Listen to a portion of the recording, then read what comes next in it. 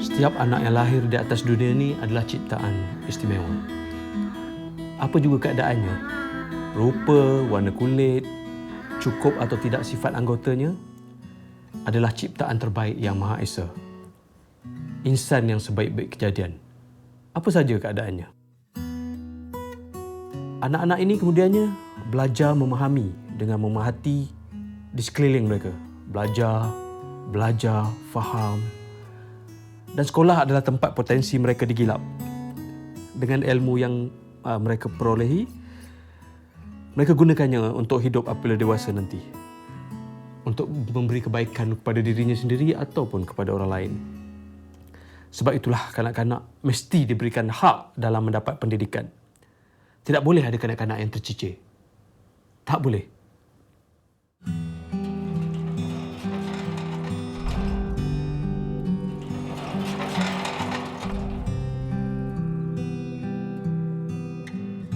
Tetapi tidak untuk anak aku. Anur mengalami kecacatan cerebral palsy atau lumpuh otak dan tidak berpeluang mencungkil potensinya. Tak ada peluang untuk menerima ilmu untuk memperbaiki kemahirannya secara sistematik. Atau lebih tepat lagi, dia dan kanak-kanak kelainan upaya kategori terlantar dinafikan hak untuk mendapat pendidikan. Tak ada sekolah bantuan penuh kerajaan untuk Anur di bumi tercinta ini. Sebab syarat untuk masuk sekolah, walaupun sekolah untuk OKU pendidikan khas, mesti pandai urus diri. Cuba kita bayangkan ketika kanak-kanak sebayanya pergi ke sekolah. Apa yang berlaku dengan anak-anak OKU terlantar ini di rumah? Sebab itulah kami sentiasa bawa Anur keluar melihat aktiviti masyarakat setempat atau sekitarnya dan juga masyarakat dapat melihat bahawa anak-anak seperti ini wujud. Abang tak hantar kat PDK ke bang? Tak try. Oh, PDK. Apa tu, pusat dalam komuniti kan? PDK ni dia sebenarnya bagus lah kan.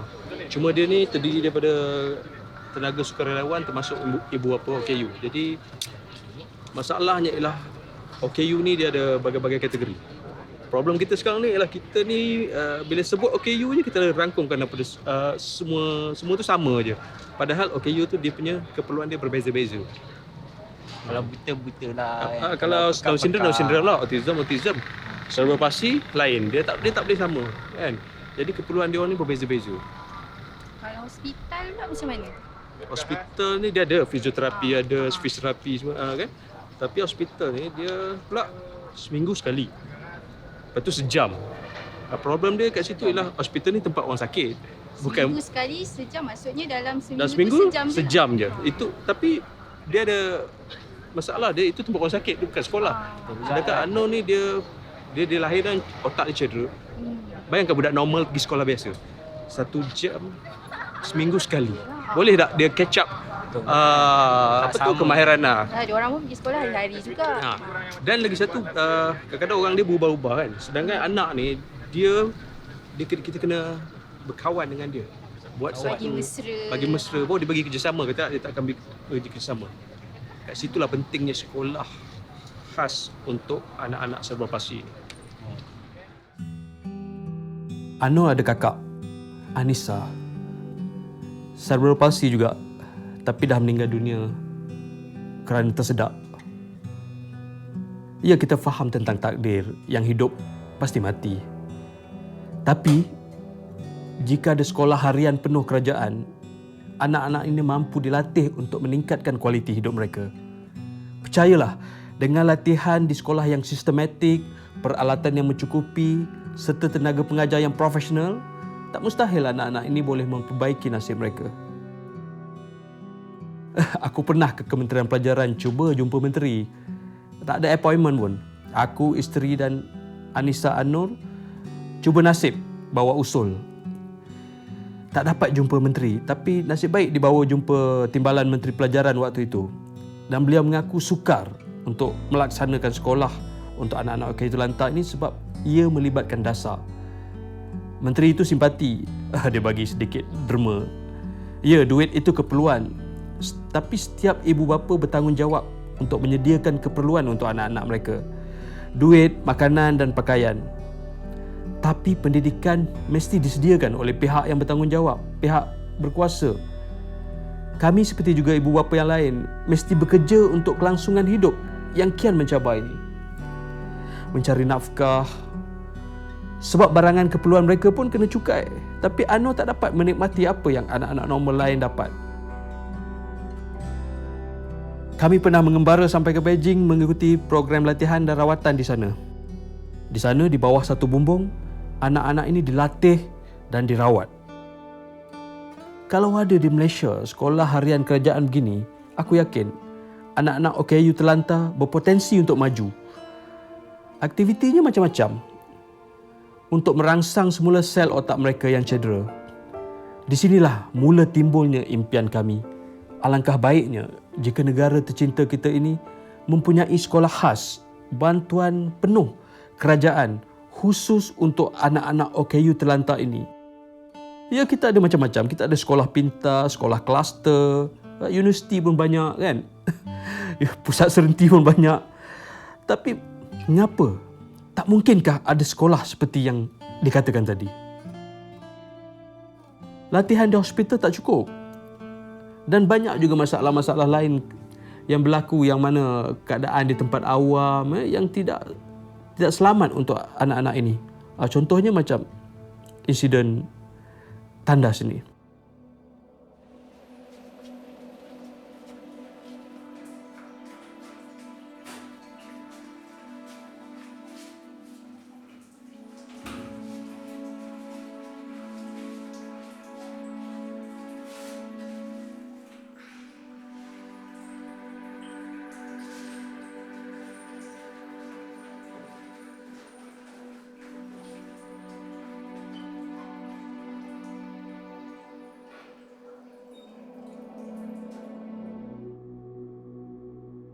Anor namaku Anor, Anor namaku Anor, Anor namaku Anor, namaku Anor, namaku Anor, Anor namaku Anor, Anor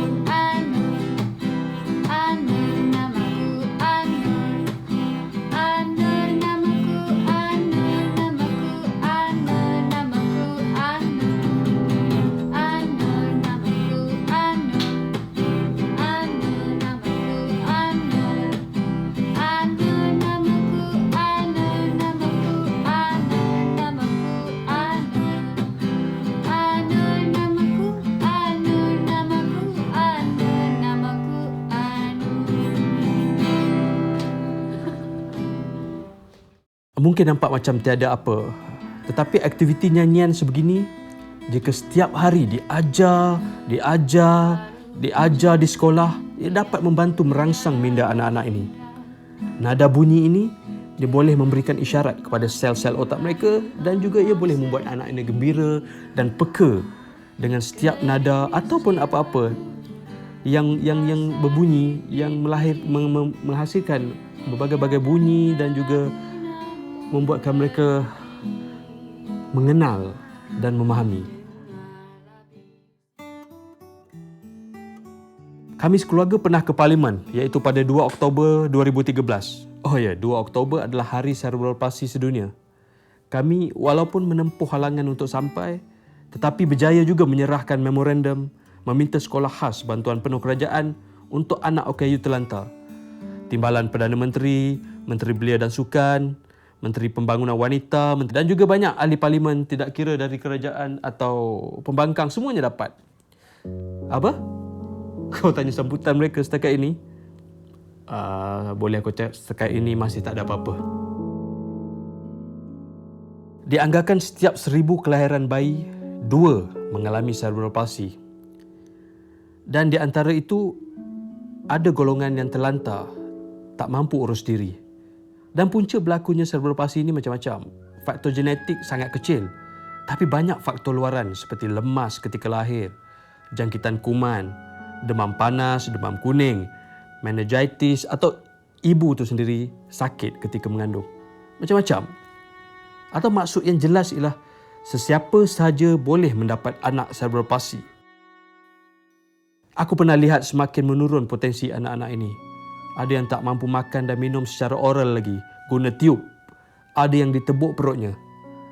Memang mudah dan benar apabila ada yang menyuruh kami reda, sabar. Ini semua takdir, anak-anak ini milik syurga, kata mereka. Benar.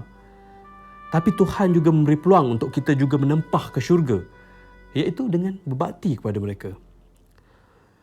Kewujudan mereka ada maknanya dengan kita. Tugas kitalah mewarnai mereka.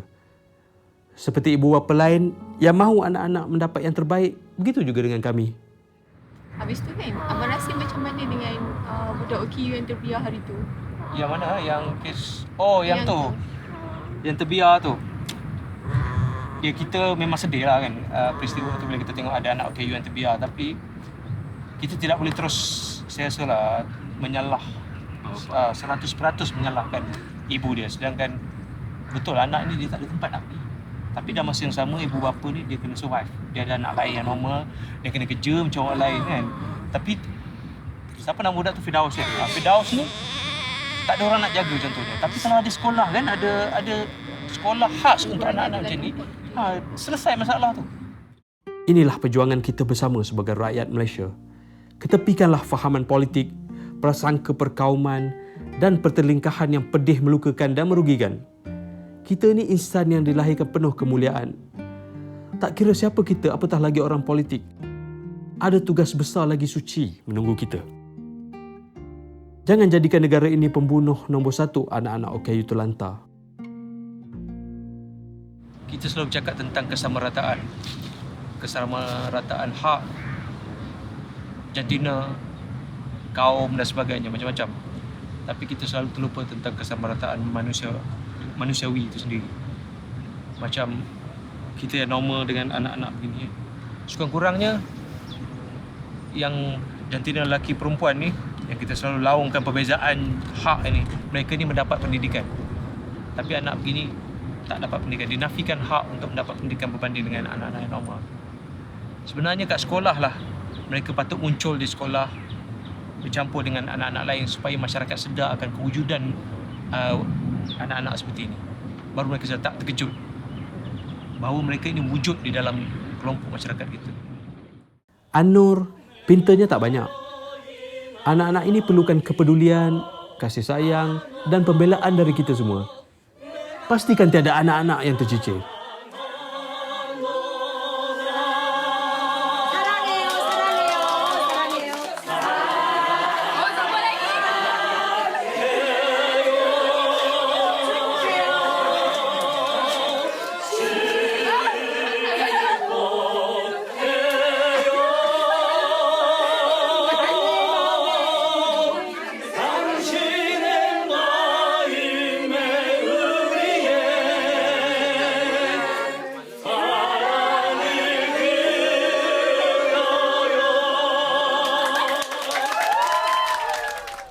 Dengarkan perlahan-lahan suara halus, lembut, comel ini berbisik.